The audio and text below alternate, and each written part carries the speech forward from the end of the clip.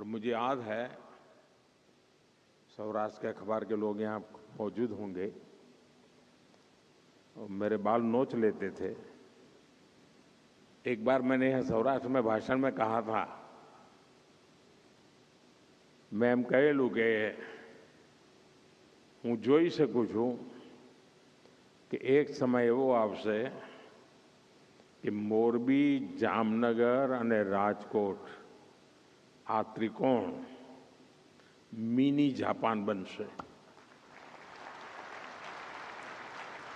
ત્યારે મારી બહુ મજાક ઉડાયેલી। આજે હું મારી આંખો સામે હકીકત જોઈ રહ્યો છું। हमें धोलेरा स्पेशल इन्वेस्टमेंट रीजन पर भी बहुत गर्व है। आज ये शहर मॉडर्न मैन्युफैक्चरिंग का बहुत बड़ा केंद्र बन रहा है। धोलेरा में भारत की पहली सेमीकंडक्टर फैब्रिकेशन फैसिलिटी तैयार हो रही है। ये रीजन फ्यूचर टेक्नोलॉजी के लिए अर्ली मूवर एडवांटेज दे रहा है। यानी आपका इन्वेस्टमेंट बढ़ाने के लिए इस क्षेत्र में जमीन पूरी तरह तैयार है, इंफ्रास्ट्रक्चर रेडी है, पॉलिसी प्रेडिक्टेबल है और विजन लॉन्ग टर्म है। साथियों, सौराष्ट्र और कच्छ भारत की ग्रीन ग्रोथ का, ग्रीन मोबिलिटी का और एनर्जी सिक्योरिटी का भी एक बड़ा हब बन रहा है। कच्छ में 30 गीगावाट कैपेसिटी का रिन्यूएबल एनर्जी पार्क बन रहा है। ये दुनिया का सबसे बड़ा हाइब्रिड एनर्जी पार्क होगा। आप कल्पना कर सकते हैं, यह पार्क पेरिस सिटी से भी 5 गुना बड़ा है। यानी इस क्षेत्र में क्लीन एनर्जी एक कमिटमेंट के साथ साथ कॉमर्शियल स्केल रियलिटी भी है। आप सभी ग्रीन हाइड्रोजन के पोटेंशियल से परिचित हैं। भारत में इस दिशा में अभूतपूर्व स्पीड और स्केल पर काम चल रहा है। यहां कच्छ और जामनगर ग्रीन हाइड्रोजन प्रोडक्शन के बड़े केंद्र बन रहे हैं।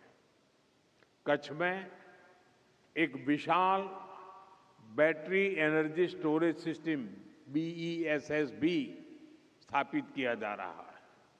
यानी रिन्यूएबल एनर्जी के साथ ग्रिड स्टेबिलिटी और रिलायबिलिटी भी एंश्योर की जा रही है।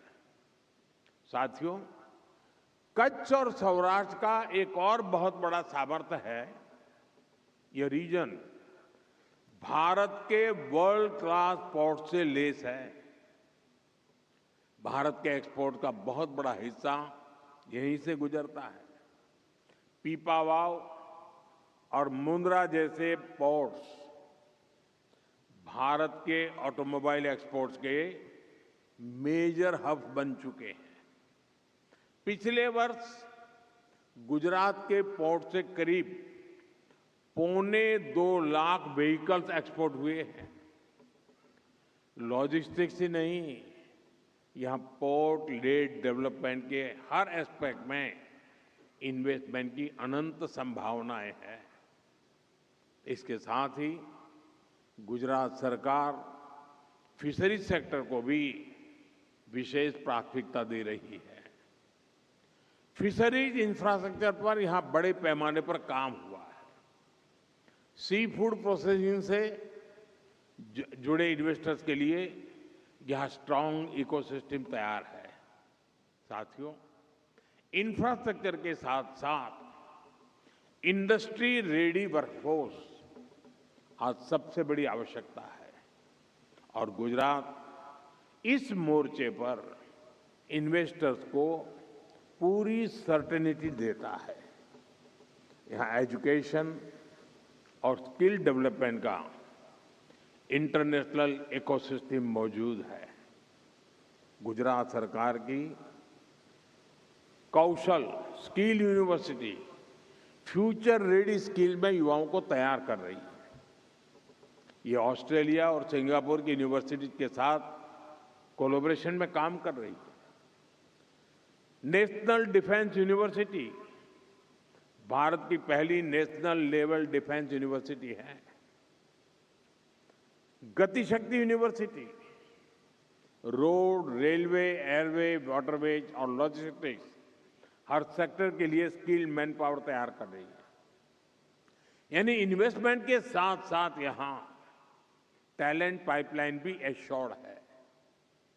आज ढेर सारी फॉरेन यूनिवर्सिटीज भारत में नए नए अवसर देख रही हैं और गुजरात उनके लिए प्रिफर्ड डेस्टिनेशन बन रहा है।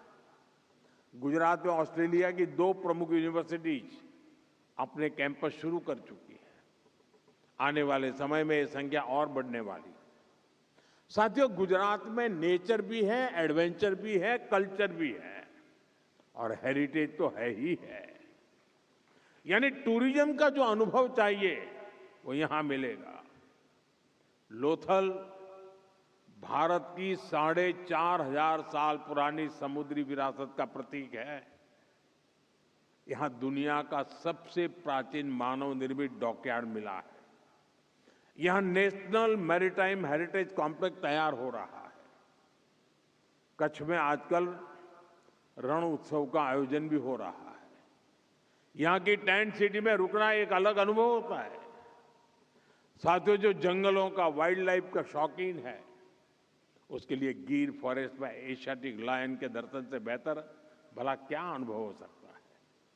यहां हर वर्ष 9 लाख से अधिक पर्यटक आते हैं। जिसे समंदर का साथ अच्छा लगता है उनके लिए शिवराजपुर बीच है जो ब्लू फ्लैग सर्टिफाइड है। इसके अलावा मांडवी, सोमनाथ, द्वारका में भी बीच टूरिज्म के लिए अनेक संभावना है। यहां पासी में दीव भी है। दीव भी वाटर स्पोर्ट्स का, बीच गेम्स का बेहतरीन डेस्टिनेशन बन रहा है।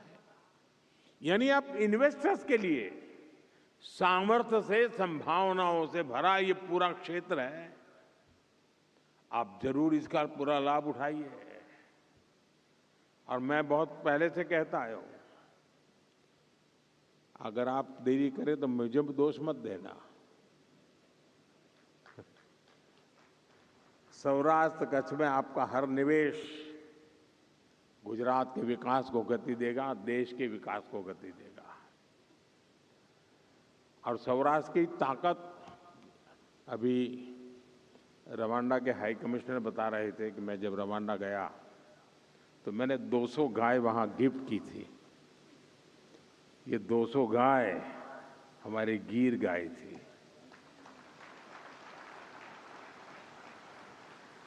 लेकिन उसकी एक विशेषता है, जब हमने 200 गाय दी वहां की ग्रामीण इकोनॉमी के लिए, तो उसमें एक नियम है कि गाय तो आपको देंगे, लेकिन उसकी जो पहली बछड़ी होगी वो आपको वापस देनी होगी और वो हम दूसरे परिवार को देते हैं। यानी इन दिनों वो 200 गाय से शुरू हुआ, हजारों परिवारों के पास गाय पहुंच चुकी है। रवांडा की ग्रामीण इकोनॉमी को बहुत बड़ी ताकत दे रही है और हर घर में गिर गाय नजर आ रही है। ये है मेरा सौराष्ट्र। साथियों, आज का भारत विकसित होने के लक्ष्य पर तेजी से काम कर रहा है और हमारे इस लक्ष्य की प्राप्ति में रिफॉर्म एक्सप्रेस की बहुत बड़ी भूमिका है। रिफॉर्म एक्सप्रेस यानी हर सेक्टर में नेक्स्ट जनरेशन रिफॉर्म।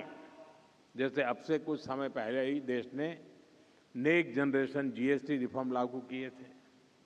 हर सेक्टर पर इसका अच्छा असर दिखा। विशेष रूप से